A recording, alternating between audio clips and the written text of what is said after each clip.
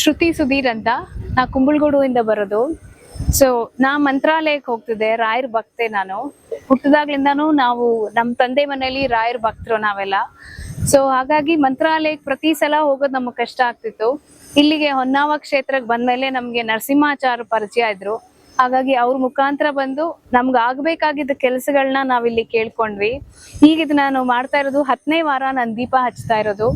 ನಾನು ಅನ್ಕೊಂಡಿದ್ದನ್ನ ನನಗೆ ಒಂದು 4 ವಾರಕ್ಕೆ ನನ್ನ ಕೆಲಸ ಬಂತು. ಸೊ ಈಗ ಇದು 18 ವಾರ ಹಚ್ಚಕ್ ಹೇಳಿದ್ರು ನಂಗೆ ನರಸಿಂಹಾಚಾರ್ಯ ಜೋಶಿಗಳು. 18 ವಾರ ಹಚ್ಚಿದ್ಮೇಲೆ ಹೋಮ ಮಾಡ್ಸಕ್ ಹೇಳಿದ್ದಾರೆ. ಸೊ ಹಾಗಾಗಿ ತುಂಬಾ ಸಂತೋಷ ಇದೆ. ಕೇಳೋದು ಜನದಲ್ಲಿ ಬನ್ನಿ, ಖಂಡಿತ ಇಲ್ಲಿ ರಾಯರ ಆಶೀರ್ವಾದ ನಿಮಗ್ ಸಿಗತ್ತೆ. ಬಟ್ ಆದಷ್ಟು ನಮ್ಮ ವಾತಾವರಣನ ಕ್ಲೀನ್ ಆಗಿ ಇಟ್ಕೊಳ್ಳಿ.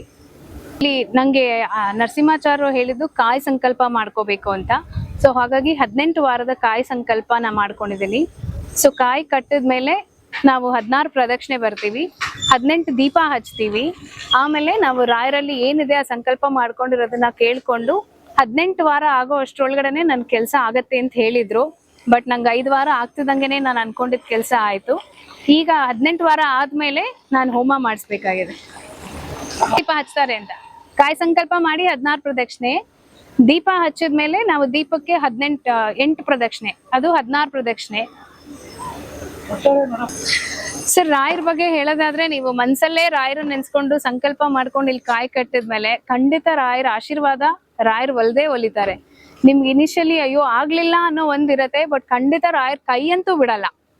ನೀವ್ ಅನ್ಕೊಂಡಿರೋ ಕೆಲ್ಸ ಖಂಡಿತ ಆಗತ್ತೆ. ಖಂಡಿತ ಸರ್, ನಾನು ಹೇಳಿಲ್ವಾ, ನಾನೇನೋ ಒಂದು ಕಾರ್ಯಕ್ಕೆ ಅನ್ಕೊಂಡು ಬಂದಿದ್ದು. ಸೊ 18 ವಾರ ಮಾಡು ಅಂತ ಹೇಳಿದ್ರು. ನಂಗೆ 4 ವಾರ ಆಗ್ತಿದ್ದಂಗೆನೆ ನಾನು ಅನ್ಕೊಂಡಿದ್ ಕೆಲ್ಸ ಆಗಿದೆ.